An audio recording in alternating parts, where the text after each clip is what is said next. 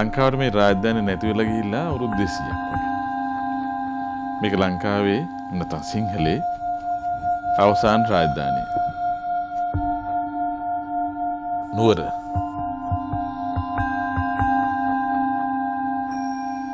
එහෙම නැත්නම් මහනුවර.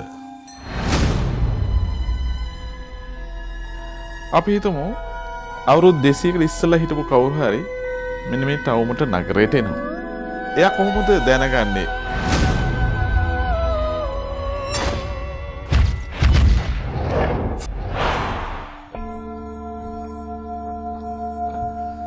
මේක හඳුනාගන්න උත්සාහ කරාම එයා දන්න සාධක වලින් තමයි යන්නේ. එයා හොඳටම දන්නවා මේ නගරේ දළදා මාලිගාව තිබුණා කියලා.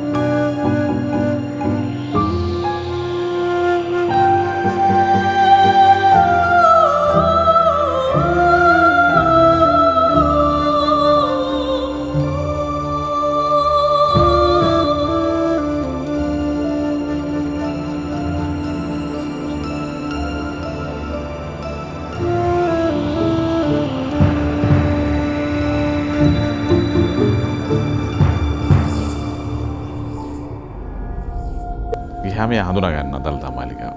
මේක තමයි මම දැක්කෙත් ඒක එහෙම තියෙන්නේ.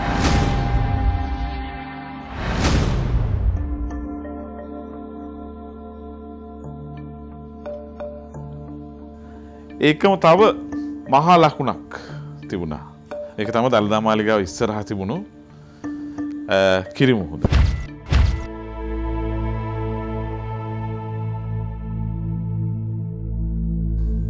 කිරිමුහුදත් එයා හඳුනාගන්නේ. මොකද ඒක වටේ තියෙන වලාකුළු බෑම්ම එහෙම් පිටින්ම තියෙනවා. ඒක මේක පැතුරුණු හරිය තියෙනවා. මල්ලත්තු විහාරයේ තියෙනවා. මේක හඳුනාගන්නවා. ඊට පස්සේ ආ බහි වීදියේකට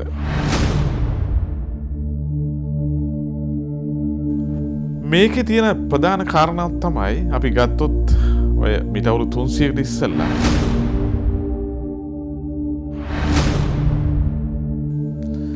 මේ නගරේ සැලැස්ම විදේශිකයෝ ඇඳලා තියෙන සැලැස්මත් එක්ක මේ දැන් තියෙන සැලැස්ම උගාක් බොහෝ විට සමපාතයි. හැබැයි තව එක ලොකු ලකුණක් නැහැ. මොතර බැලුවොත් මේ නගරේ මේ විශාල කොටසක පැතිරලා ගිය මහා වැවක් තියෙනවා. ඔන්න ඒක නැහැ. ඇයි ඒක නැති වුනේ? ඒක නැති වුණාද? එහෙම නැත්තම් නැති කළාද?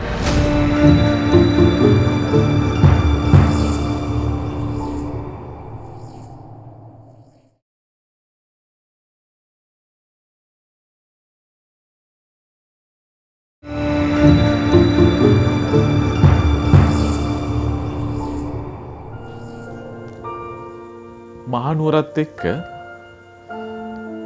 තදින්ම බැඳලා තියෙන නමක් තමයි කැප්පෙටිපොළ. කැප්පෙටිපොළ මහා දිසාව.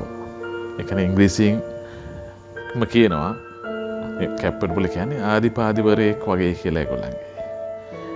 හැබැයි කැප්පෙටිපොළ ඉංග්‍රීසියට විරුද්ධව ඇති වෙන සිංහල කැරැල්ලට නායකත්වයක් දෙනවා. නායකත්වයක් දීලා කෙසේ හෝ ඒ කැරැල්ල පරදිනවා, පරාජය වෙනවා. ඊට පස්සේ කැප්පෙටිපොළ ඉංග්‍රීසියෙන් අතටපත් වෙනවා. කැප්පෙටිපොළ හිසගසා මරා දමනවා. මේ මරණයට මුහුණ දෙන හැටි දැක බලාගෙන හිටපු ඉංග්‍රීසි මිනිස්සු විස්මයටපත් වෙනවා. විස්මයටපත් වෙලා කැප්පෙටිපොළගේ ඔළුව අරගෙන යනවා බ්‍රිතාන්‍ය කෞතුකාගාරයට. බ්‍රිතාන්‍යයේ කෞතුකාගාරවල කැප්පෙටිපොළගේ ඔළුව තියෙනවා අවුරුදු 100කට ආසන්න කාලයක්. කවුරුත් දන්නවද ආපහු මේක මේ ඔළුව අපිට දුන්න කියලා ලංකාවට දුන්න කියලා? ඔළුව අපිට ලැබුණා. මේ ඔළුව ලංකාවට ගෙනල්ලා වල දැම්ම.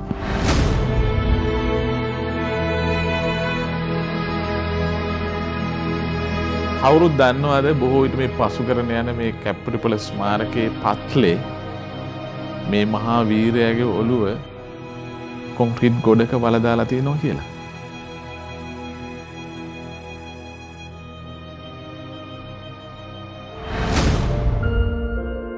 දැන් මේ කැප්පිටිපොළට සිද්ධ වුණු ඛේදවාචකය නෙමෙයි මුළු ජාතියටම තරටටම සිද්ධ වුණු ඛේදවාචකය. මේ ඛේදවාචකය මේ තනි වෙලා නැහැ. මේකත් එක්ක බැඳිලා තියෙන අනෙක් කාරණේ තමයි ඔය කාලේට සම්බන්ධ වුණ රජුරුවත් එක්ක තියෙන කතාව. මේ රජුරුවත් එක්ක තියෙන කතාව ගැන හිමීට හොයන්න සයිලන්ට් ට්‍රැවල් ඇතුළෙන් අවශ්‍යයි රජමාලිගයට. මොකද මේ රජමාලිගයේ තියෙන යම් යම් කවුළු වල පිහිටීම් හා වීදි වල පිහිටීම් එක්කලත් මේ කතාවේ සම්බන්ධයක් තියෙනවා.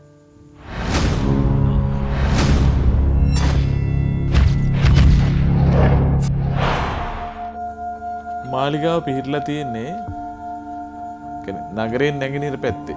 ඒ කියන්නේ අපි ගත්තොත් දළදා මාලිගාවට උතුරේ. මාලිගාවට බටහිර පැත්තෙන් තමයි නගරය තියෙන්නේ. ඒ කියන්නේ මාලිගාවට බටහිර පැත්තෙන් තමයි තියෙන්නේ ඔය ඇමතිවර හිටපු ඇමතිවරුන්ගේ නිවාස ටික. දැන් රජුරෝ උඩ තැනක ඉන්නේ. දළදාව ළඟ උඩ භූමියක ඉන්නේ.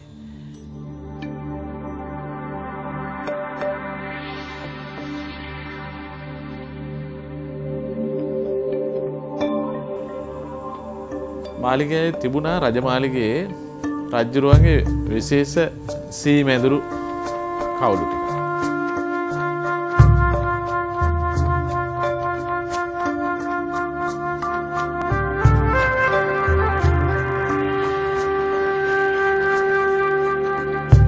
දැන් මේක තියෙන්නේ උඩ තැනක හින්දා රජුරෝ සී මැදුරට ආවට පස්සේ එයා බටහිර පැත්ත බලනකොට එයාගේ වම් අත පැත්තේ හැරිලා බැලුවාම එයාට පේන්නේ දළදා මාලිගාව.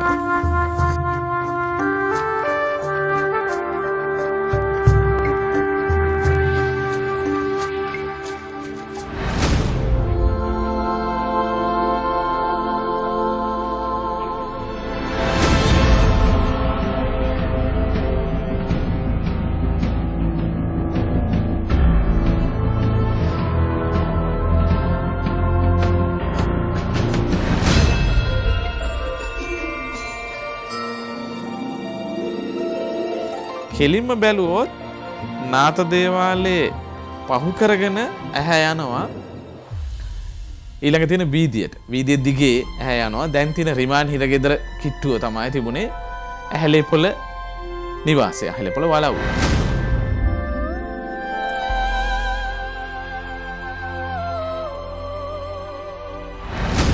ඉතින් මෙන්න මේ පෙනුම මේ දැකීමත් මේ මහා ඛේදවාචකයේ එක අක්මුලක්.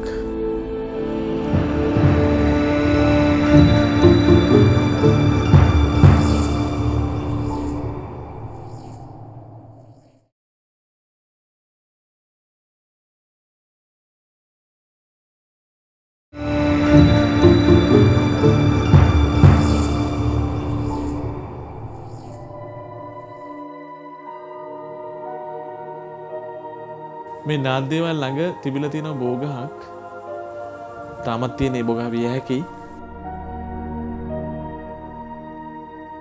සංහිඳක් තිබුණා කියලා කියන්නේ සංහිඳ කියන්නේ දෙවියන් වෙනුවෙන් කන්නලව කරන නඩුව අහන තැනක් කියලා. මෙන්න මෙතන තමයි ඇහැලේපොළ කුමාරියාමිගේ දරුවෝ 4 දෙනා මරලා දැම්මේ කියලා. මේ සිද්ධිය රජුරු බලා ඉඳලා තිනවා සී මැදුරු කවුළුව ළඟ ඉඳලා.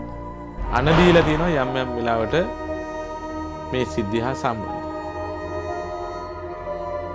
ඊට පස්සේ දරුවෝ මරා දැම්මට පස්සේ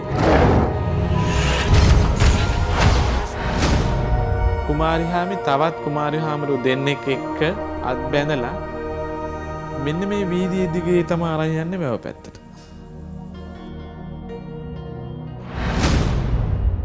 තමගේ දරුවන් 4 දෙනාම හිස්කසා මරා දැම්මට පස්සේ ඇහැලේපල කුමාරිහාමි තවත් කුමාරිහාමිවරු දෙන්නෙක් එක්ක අරගෙන යනවා වැව පැත්තට.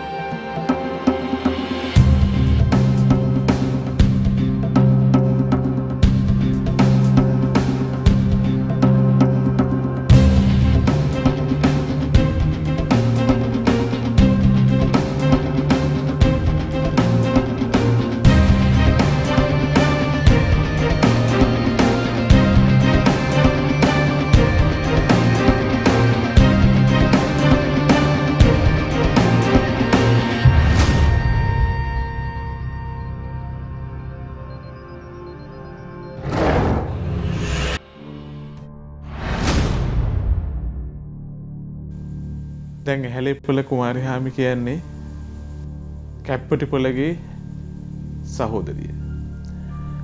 ඇහැලේපොළ කුමාරිහාමි ඇතුළු පවුල මැරෙන්නේ ශ්‍රී වික්‍රම රාජසිංහ අතින්. ඒ කියන්නේ සිංහලේ හිටපු රජ කෙනෙක් අතින්. හැබැයි කැප්පටිපොළ මැරෙන්නේ සිංහල වෙනුවෙන් සටන් කරලා ඉංග්‍රීසියෙන් අතින්. ඉරණම් සහගත බව කියන්නේ කැප්පටිපොළ මරන්නේ ඔළුව ගසා මරා දමන්නේත් මෙන්න මේ වැවේම ඉස්මත්තේ. බෝගම්බර වැවේ ඉස්මත්තේ. තමගේ සහෝදරිය ගිල්ලූ තැනට සමීප තැනක තමයි ඉස්මත්තේ කැප්පටිපොළ මරා දමන්නේ කියන්නේ. තවමත් විශ්වාස කරනවා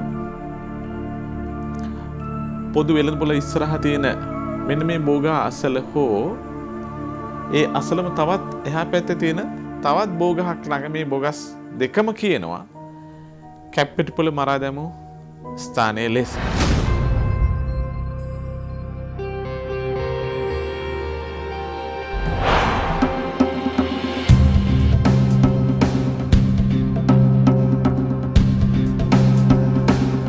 දැන් ඉංග්‍රීසීන්ට යටත් වෙන කොටත් මහනුවර රාජධානි මහනුවර නගරය මේ වැව තිබුණා.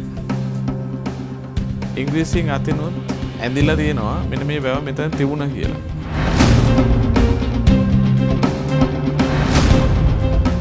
අන්නේ සිතියමකට අනුව ඒකම වෙනස් සටහන් අනුව මේ වැව නිර්මාණය කළොත්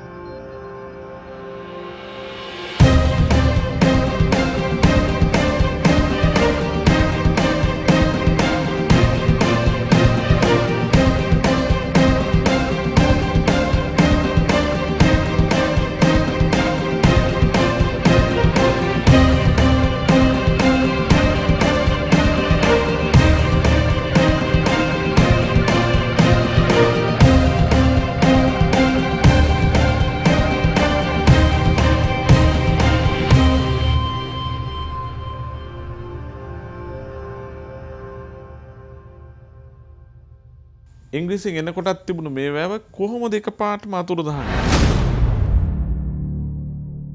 කොහෙවත් ඉතිහාස සටහනක් ඉංග්‍රීසියෙන් යොදලා නැහැ. මෙන්න මේක නැතිවීම පිළිබඳව. මේක ඒ හින්දා ඊටාම මැනවින්ම ඔප්පෙන එක සාධකයක් තමයි මේක නැති කරලා තියෙනවා. මේකට හේතුව මොකක්ද?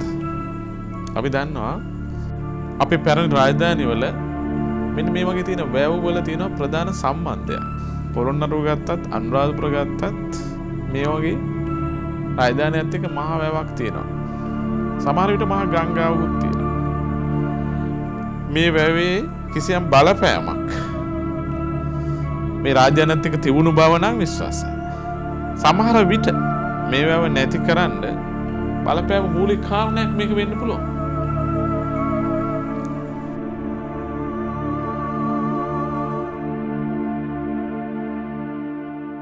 බෝගම්බර මහවැව කපා දැම්මට පස්සේ හිස් වෙන බිමේ හදලා තියෙන මූලික ගොඩනැගිල්ල තමයි බෝගම්බර හිරගෙදර.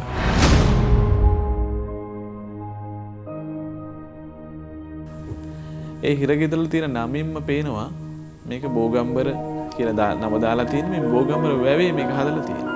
වැව ඒකම අනිත් එක තමයි බෝගම්බර පිට්ටනිය. මේ බෝගම්බර පිට්ටනියෙත් විශාල කොටසක් වැවට අයිති. වැව වෙනුවට හිරගෙදරක් මෙතන හදලා තියෙනවා.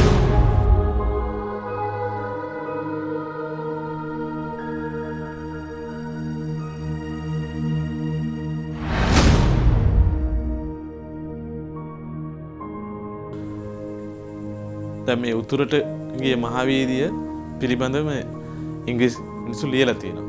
සමහර අය රාජධානී දූතයන් හැටියට ආපු අය නැවතිලා ඉඳලා තියෙන මේ තැන්වල ඒ අය සටහන් තියෙනවා.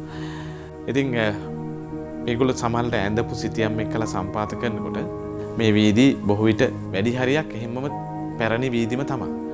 වෙනසකට වෙලා තියෙන්නේ මේ වීදිවල තිබුණු ගොඩනැගිලි අලුත් ගොඩනැගිලි ඇවිල්ලා තියෙනවා. ඉංග්‍රීසි අතින් ගොඩනැගිලි හැදිලා තියෙනවා. දැන් මහවීදිය ගත්තොත් එimhe මහවීදියේ තමයි ඉඳලා තියෙන්නේ. ඒ කියන්නේ හෙට්ටි වීදිය. ඔය ඇරෑපොළ, මොල්ලිගොඩ, දූල්ලෑවේ, රත්වත්තේ වලව් තිබිලා තියෙන්නේ මහවීදිය. එහෙම නැත්නම් හෙට්ටි වීදිය. එකම දැන් තියෙන ඔය රිමාන්ඩ් බන්ධනාගාරය ළඟ තමයි, ඒ කියන්නේ මාලිගාවේ ඉඳලා කෙලින්ම පෙනුන එක තමයි ඇහැලේපොළ වලව්ව තිබිලා තියෙන්නේ. දැන් මේ ජනාධිපති මන්දිරයේ තියෙන තැන තමයි තිබිලා තියෙන්නේ පිළිමතලාව මහාධිකාරම්ගේ වලව්ව. දුනුවිල වලව්ව තිබිලා තියෙන්නේ මෙන්න මේ නගර සභාව තියෙන මේ ඉඩමේ තමයි තිබිලා තියෙන්නේ. එක්කම මාම්පිටිය දිසාවගේ වලව්ව, මීගස්තැන්න, ඊළඟට කපුවත්තේ වලව්ව, මේ ඔක්කොම මේ අවට වීදිවල තමයි තිබිලා තියෙන්නේ. දැන් වෙනසකට වෙලා තියෙන්නේ ඒ වලව්වල සමහර අයිතිකාරත්වයේම ඉන්න අය වෙන විදිහට ගෙවල් හදලා තියෙනවා. හැබැයි මුගක් ඒවා මේ පැරණි යුගයට අයිති ගොඩනැගිලි. ඒක තමයි මේවා සුරක්ෂිත කරන්න කියලා ලකුණක් යොදලා තියෙන්නේ.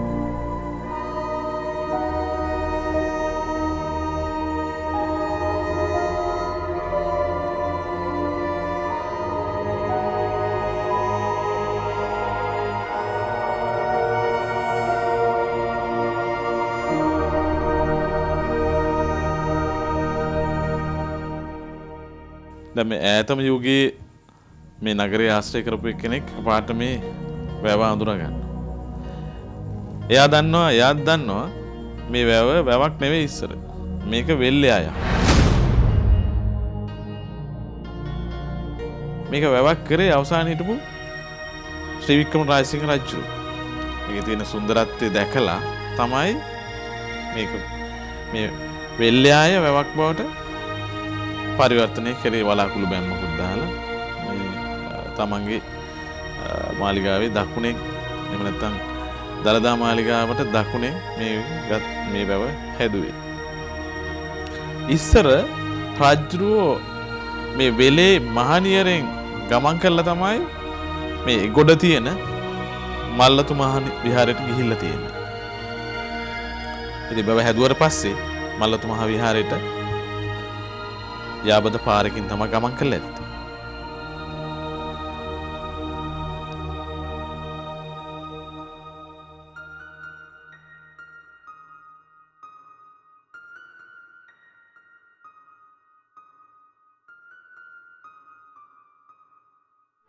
දැන් පැරණි ශිෂ්ටාචාරයේ ජීවත් වුණු ලකුණු ටික ඇතැම් විට එහෙම්මම තියෙනවා. සමහරවිට කරපු කුඹුරු, ඊළඟට සමහරලාට බීපු ලිඳය, එහෙම නැත්නම් නාපු වැව එහෙම්ම තියෙනවා. හැබැයි සමහර තැන්වල තියෙනවා ඒ ලකුණු දකින්න නැහැ. ඒ ලකුණු මත වෙනත් ඒවා ගොඩනැගිලා තියෙනවා. හැබැයි යම් ඡායාවක් දකිනවා. එතකොට එම ඡායාව හරහා අපිට දැක් ගන්න පුළුවන් සම්පූර්ණ වශයෙන් වෙනස් වුණු දේ, ඒ වෙනස් වීමට හේතු භූත වූ කාරණා ඔක්කොම. හැබැයි සමහර අවස්ථා තියෙනවා වෙනස් වෙලා නැහැ. බැලු බැල්මට වෙනස් වෙලා නැහැ. එහෙමමයි. සම්පූර්ණ භූමි සිතියන්, ගහකොළ ඒවා වෙනස්. හැබැයි ආත්මය වෙනස් වෙලා තියෙනවා. දැන් සයිලන්ට් ට්‍රැවල් පටන් ගන්නෙ භූමියේ ලකුණු ටික තියෙනවා, වෙනස් වෙලා තියෙනවා. ඒකට පාදක වුණු කරුණු තියෙනවා. ශිෂ්ටාචාරයක් එතන ගොඩනැගිලා තියෙනවා පැරණි ශිෂ්ටාචාරයේ මත. අන්න ඒක බලලා ඒක හරහා සයිලන්ට් ට්‍රැවල් ගමන් කරනවා. භූමි සිතියම් වෙනස් වෙලා නැති, ගහකොළ වෙනස් වෙලා නැති, එහෙත් ආත්මය වෙනස් වුණු පරිසරයකට ගමන් කරනවා. මෙන්න මේක හරහා කිමිද ගමන් කරනවා.